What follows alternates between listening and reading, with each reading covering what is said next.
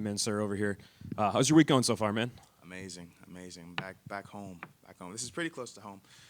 We were in Pittsburgh, and I grew up in Maryland, so Yeah. this is right where I need to be. East Coast show for once. I Yeah. guess what's the kind of the mindset coming into this one, right? The last time we saw you is the first loss of your pro career. Did it change anything? Were you able to learn from it? Different perspective coming in here this time?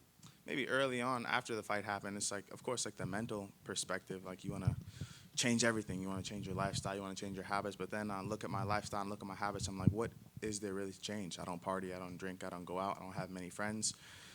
So it's like, what is really to change? And the thing to change was to be myself. I was going out there that last fight trying to be way too perfect, and there's a lot of flaws in trying to be perfect. So my intention is just to go out and be me and to fight like me, to be aggressive, to be playful, have a smile on my face. I feel like I was way too serious, if anything. But all those things are secondary. I lost to a fighter that was better than me, period, point blank. But this time around, I have a new opportunity in front of me, and I'm excited to just perform, man, to just perform and just to be myself and to have fun and to engage. Yeah, and obviously nobody wants to ever lose. But is there less pressure not having that zero now at all? Like, do you feel it? There was never any pressure, and never not any pressure, if that makes sense. I've never thought about fighting like that. That's not my first time really losing. I've lost in wrestling. I've lost in life way heavier in way heavier ways than a fight could ever hit me. So it never really hit me like that. If it hit me in a certain type of way, it was like, that's not me. I didn't feel like that was the truest expression of myself, and every single time I compete, I want it to be the main thing for me to just express myself and to be free, and I didn't do that, but I have an opportunity to do that this weekend. It's kind of an interesting situation because you're coming off the loss, but you also are like probably the highest up that you've been on a card, a numbered event. So do you feel like that this is going to be a moment where you can still kind of break through, you can capitalize on the big stage and get a bigger fan base familiar with you and your abilities? Absolutely, that's my intention. I don't feel like I've lost. Of course that happened, and I'm not negligent of that. It happened, that's reality, but I'm not that person. I'm not that same person I am when wins come. This is life, man. This is a brand new day, a brand new opportunity. I'm not sure what today's date is exactly, but today is this date. It's not yesterday, it's not tomorrow. I'm happy and I'm grateful to be in this position. On the main card, I'm excited. It fills me with good energy. Seeing my brothers around, it's beautiful, man. It's beautiful, and it feels like this is the way it should be. Last one for me. Your opponent, Dustin Stoltzfus, you guys trained together. He was in here a little bit earlier. What do you know about him? What do you remember about those training sessions? And ultimately, what are you expecting when you guys get in there? We've never actually trained together. We've been in the same vicinity, training at the PI and at Extreme. I just met him actually for the first time yesterday. He's a solid guy, but that's where it ends. His skills are very solid across everything, but I feel I'm way better, man, and I look to prove that.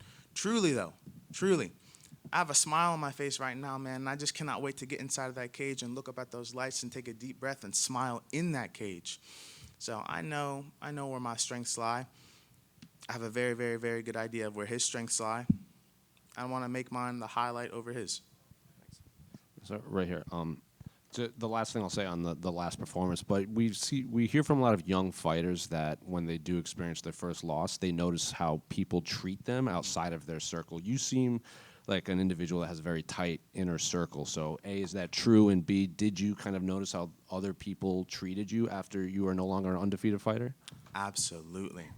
Both of those, absolutely. My circle is very small. But I've prepared for stuff like this, man. Even before I was in the UFC, I looked at everything. How people will treat you when you win, how people will treat you when you lose, how you'll treat yourself, the perspective that you'll have on yourself regardless of any result. But it's true, man. It's true when people sort of change their characteristics towards you, their interactions towards you. It's real. It's real. But it has never hit me. I'm just observant of it. I don't take anything to heart. I don't take the good stuff to heart, and I don't take the bad stuff to heart. I'm in my own world, man. I don't even pay attention to stuff. Sometimes people might have to ask me a question a second time in order for me to really get engaged into it. But that stuff is real. It's real and it's true, but it never hits my heart. We've also heard from young fighters that they want to get back quickly because they just want to erase that last performance like as quickly as possible. Did you experience that too, or did you like have to take a step back both to physically recover and just kind of look at what went wrong, I guess? Physically recover, absolutely, but I healed pretty quick, and I'm always willing and eager to get inside and compete, man. I've never in my life have I said no to an opportunity. I get a text or I get a notification or a call about a fight. Yes, before like they could even send it, before the bubbles stop loading on iMessage, man, I'm saying yes. So I'm always eager to get in there and compete. So it's never really like a big change for me. But in terms of healing, getting my mind correct, getting myself back to where I need to be, mentally and spiritually, of course. Good luck, man. Thank you, brother. Over here. You're at Extreme Couture around some of the best fighters in the world. Who in that room right now has the biggest impact on your development lately?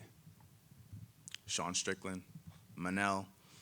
Recently, Anthony Hernandez, Fluffy, he's coming in there, and I've been training with him for a few weeks. Very, very good guy, man. Very, very good guy. So respectful. He reminds me of myself a little bit. So respectful, so polite, but then when he trains intense. He doesn't train to hurt people. He trains intelligent. So those three, and of course, a bunch of different fighters from lighter weights all the way up to heavier weights. I look to pull information and pull inspiration from everybody. Awesome. Thank you.